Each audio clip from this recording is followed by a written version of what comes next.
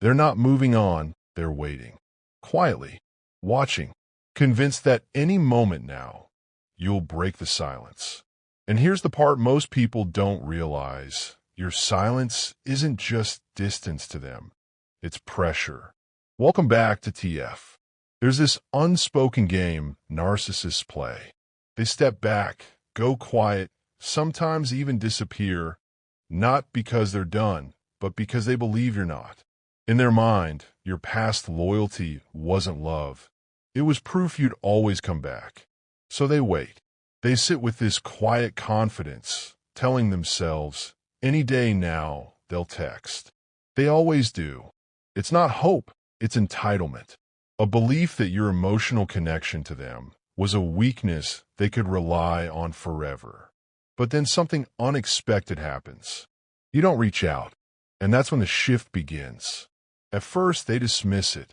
Maybe you're busy. Maybe you're trying to prove a point. Maybe you're playing a game.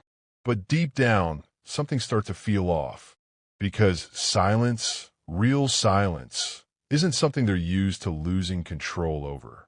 What you have to understand is this. Your silence breaks the illusion they built about you. They believed you needed them, that you were emotionally dependent, that no matter how they treated you, you'd stay connected. But when you stop responding, when you stop explaining, when you stop reacting, you introduce something they can't easily process, indifference. And indifference is louder than anger. See, even your pain used to feed them. Your frustration, your tears, your attempts to fix things, all of it reassured them that they mattered, that they had impact, that they still had access. But silence? Silence feels like erasure. It's like performing on a stage with no audience. No reaction, no applause, no validation, just emptiness. And that emptiness starts to echo. This is where many people make a critical mistake. They start counting the days. Day 10, day 30, month 3. But every time you count, you quietly pull them back into your mind. You keep the connection alive internally, even if externally you've walked away. The truth is, healing doesn't begin when you stop talking to them. It begins when you stop tracking them. Because this isn't about how long you've been away from them. It's about how deeply you've returned to yourself.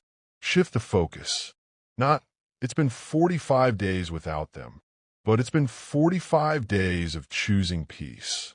45 days of reclaiming your thoughts. 45 days of not shrinking yourself to fit someone else's chaos. That's where your power actually grows.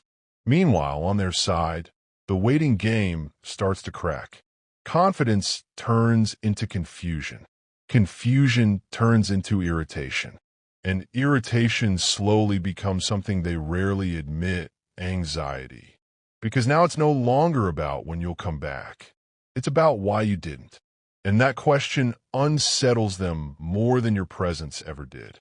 This is often when they start watching more closely, quietly checking, asking about you. Maybe even testing the waters in subtle ways. Not because they've changed, but because your silence disrupted their control. But here's the truth you need to hold on to. Their waiting is not love. Their curiosity is not care. Their return, if it happens, is not transformation. It's a response to lost access.